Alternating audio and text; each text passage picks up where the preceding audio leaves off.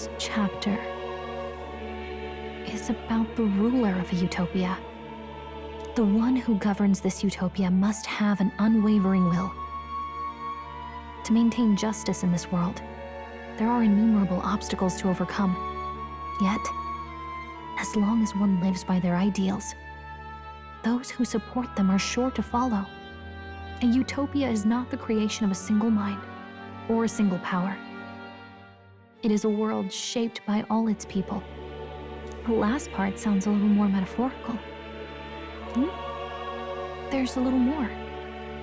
However, even a utopia may one day fray at the edges, and its people may come to conflict over the question of what is right.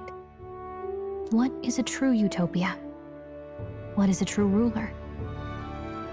None have yet found the answers to these questions.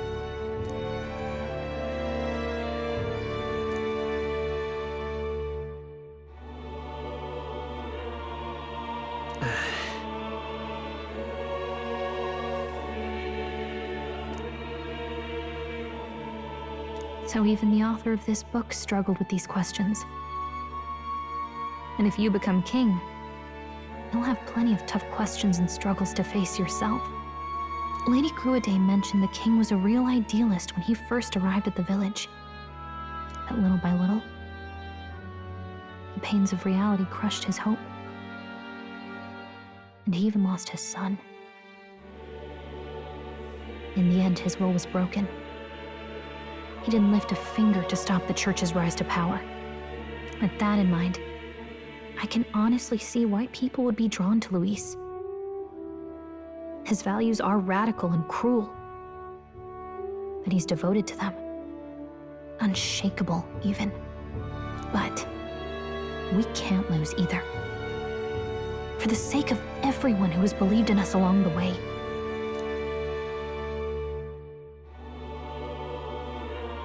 Right.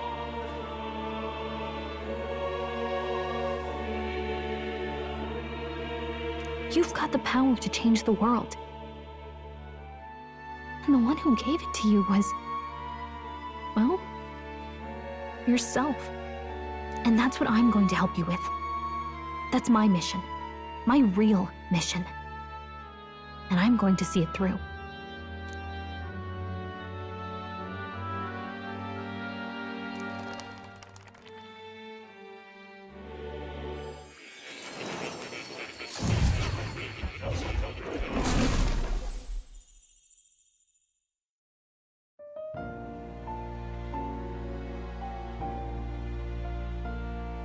I saw what happened.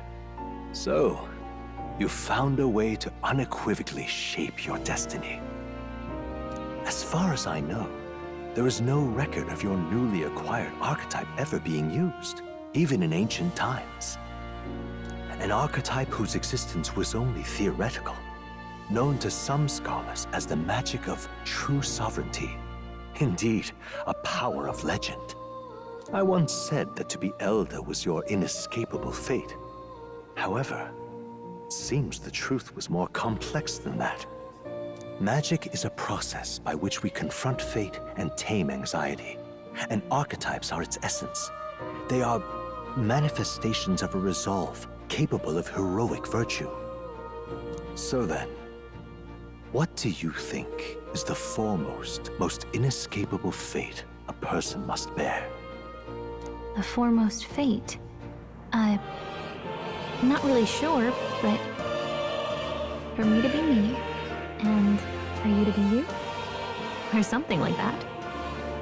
Indeed, it is birth that is inescapable. You cannot choose who you are born to, and once your familial place is determined, that fate cannot be changed.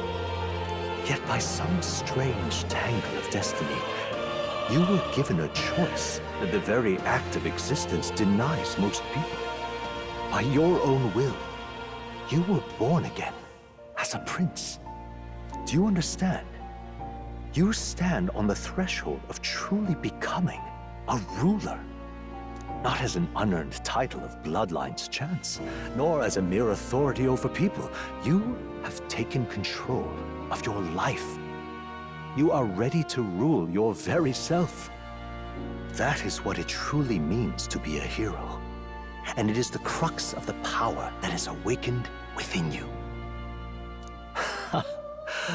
What glorious coincidence indeed, that I, as a scholar of archetypes, might cross paths with and witness such a remarkably fated boy.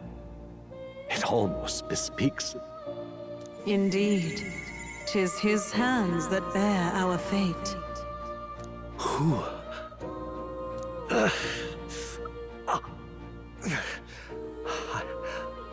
I remember. I know that I know this voice. Had I forgotten it all this time? Yes. I swear I've heard it before.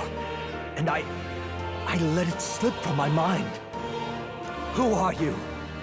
You with this voice that moves hearts. Speak.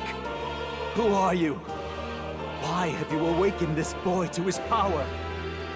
If it is answers you seek, then go and claim them. Are you?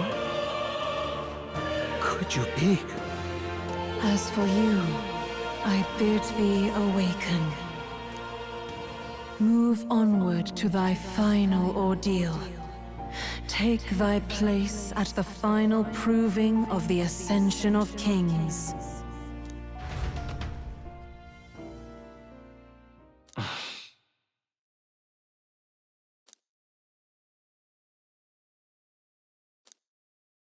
Time marches on, and the age of a new king draws nearer.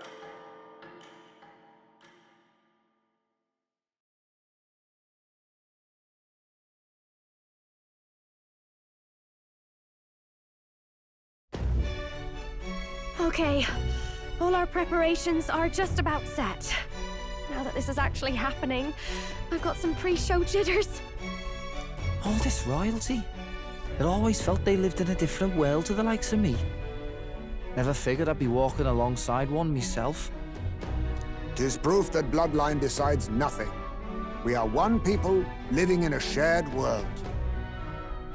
Looks like this is gonna be our last mission. Any final words you want to say?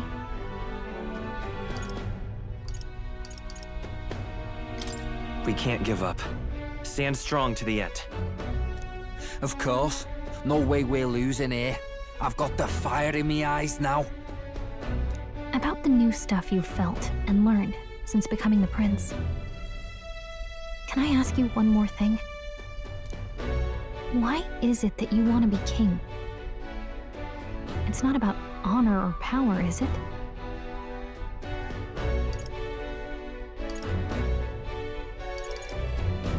I want to protect this country and its people. 'Tis the answer I hoped for. As your knight, I will ever serve you with all my soul and ability. Well, I guess this means we're ready as we're gonna be.